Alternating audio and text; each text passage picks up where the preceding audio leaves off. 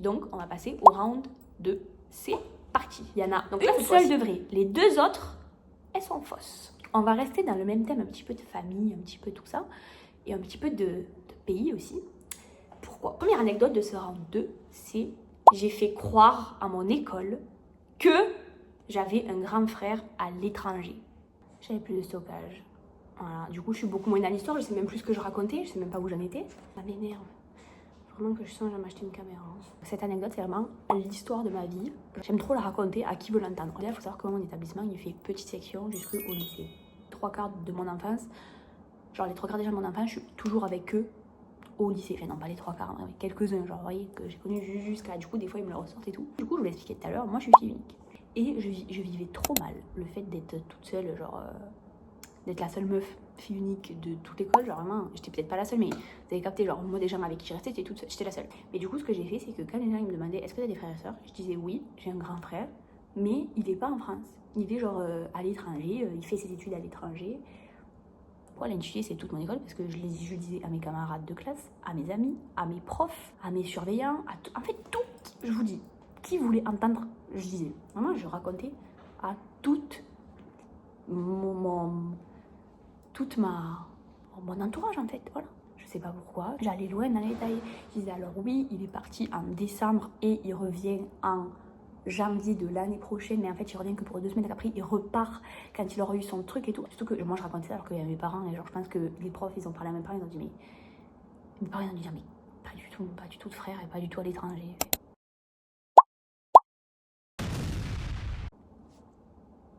Anga, je vais pleurer. Je viens de recevoir la notification Maya Adorable a aimé mon TikTok. Ok, du coup, je disais... J'ai changé de téléphone, donc peut-être que la qualité elle est moins bonne, donc je sais pas. Mais, parce qu'en fait, celui-là, en fait, j'ai plus de stockage, j'arrive même plus à filmer, je peux rien faire avec. Donc, je suis désolée, il y a eu 2 événements un peu... Non, mais parce que entre Maya Adorable qui like mon TikTok et mon téléphone qui veut pas filmer, j'étais en crise de nerfs, là. J'ai failli faire un malaise. Je ne sais toujours pas où j'en étais du coup puisque je me suis encore arrêtée en plein milieu. Écoutez, je pense que c'est la fin de l'anecdote parce que je ne sais vraiment plus ce que je racontais. Mais du coup, je sais plus où j'en étais chronologiquement parlant. Mais après, voilà. Et après, j'ai arrêté de leur faire croire. En fait, j'ai jamais arrêté de leur faire croire. Je me suis arrêtée au collège. Genre en 6e, j'ai arrêté l'info. À vous de deviner si cette histoire est vraie ou fausse. J'arrive pas à redescendre de nerfs. Je suis désolée. Je vais être contente tout le long de la vidéo. Là, c'est le plus beau jour de ma vie, je crois. Mais c'était je rigole. Mais...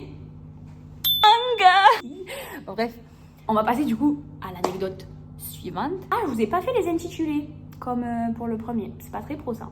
Je suis désolée. Désolée, c'est parce que j'ai pas l'habitude. Mais promis, cette mèche aussi, elle est en train de m'énerver. En fait, il y a tout pour que je pète un câble là. Ah, la joie et la bonne humeur. Mais du coup, le deuxième. Du coup, ça y beaucoup de du coup. Hein. J'ai un problème avec ça aussi, mais pas grave. Du coup, l'intitulé, c'est je me suis retrouvée coincée dans la rambarde de mes escaliers à l'âge de 8 ans. Comment ai-je fait ça? Bah franchement, même moi je me demande, c'est n'importe quoi. Les escaliers sont là. Attendez, je peux vous montrer, on va faire pivoter un petit peu la caméra. Hop là. Peut-être elle est restée bloquée là-dedans. Peut-être elle est restée bloquée dans la rambarde. Alors vous allez me dire, c'est pas très gros, mais il y a une deuxième rambarde en haut. Je sais pas si je peux... Ça là, il y a un gros espace. Du coup, peut-être ça passe, mais pour vous expliquer, je jouais donc à trap-trap. Je sais pas si vous connaissez, je sais pas comment on appelle ça maintenant. Chat. Le truc où il y a quelqu'un qui te course. Ça. Sauf qu'en gros, c'était, vous savez, c'était le truc de quand t'es perché quelque part, il peut pas te toucher le chat. Je sais pas comment ça s'appelle ça. Il y a un mec qui te course, mais il peut pas te toucher si t'es sur un objet. Genre, je sais plus comment ça s'appelle ça. J'ai plus d'infos. J'ai plus d'infos et en plus, mon cerveau est complètement en... Du coup, je peux même pas tenir au courant mes copines que... Non mais attendez, je reviens sur Maya parce que je peux même pas les tenir au courant que Maya a liké mon TikTok parce que mon Snapchat, il est désinstallé parce que j'ai dû tout décharger, j'ai dû tout supprimer pour avoir du stockage, mais j'ai quand même pas de stockage. Donc en fait, il y a personne au courant. J'ai juste appelé ma meilleure amie. Elle était dans la voiture, elle conduisait, je l'ai appelée, je dis meuf, c'est pas quoi. Mais du coup, les autres, elles sont pas au courant. J'ai trop hâte que Elina, elle le voit. Je vais tous les harceler, je vais faire, vous savez pas ce qui m'est arrivé. Bref. On joue à trap-trap perché là. Je sais pas comment ça s'appelle, j'ai pas plus d'infos à vous donner. Donc là, le jeu, c'était, le seul endroit où le mec il peut pas te toucher, c'est sur la rambarde d'escalier. Parce que en gros, je sais pas, vous allez pas, j'ai la flemme de me lever et tout, mais en gros, il y a l'escalier, il y a genre ça, genre un enfant de 8 ans, il passe genre large, ces 2 pieds là. Genre tu peux te tenir et pas être touché. Vous voyez ce que je veux te dire? Ce que je veux vous dire, c'est c'est n'importe quoi. Je vous jure que depuis que ça a fait la première coupure de stockage, c'est n'importe quoi. Je raconte n'importe quoi. Cette mèche aussi, elle est en train de me saouler. Gros, je sais pas, on était genre... C'était mon anniversaire à ce moment-là. Du coup, on était genre 7-8 dans la maison, vous voyez. J'étais pas toute seule. Et du coup, le temps que j'étais sur la rambarde, je me faisais un peu chier parce que, en vrai, moi, du coup, j'étais sur la rambarde en haut et les autres, ils étaient en bas. Du coup, moi, j'étais là, bon, c'est marrant, mais je fais quoi?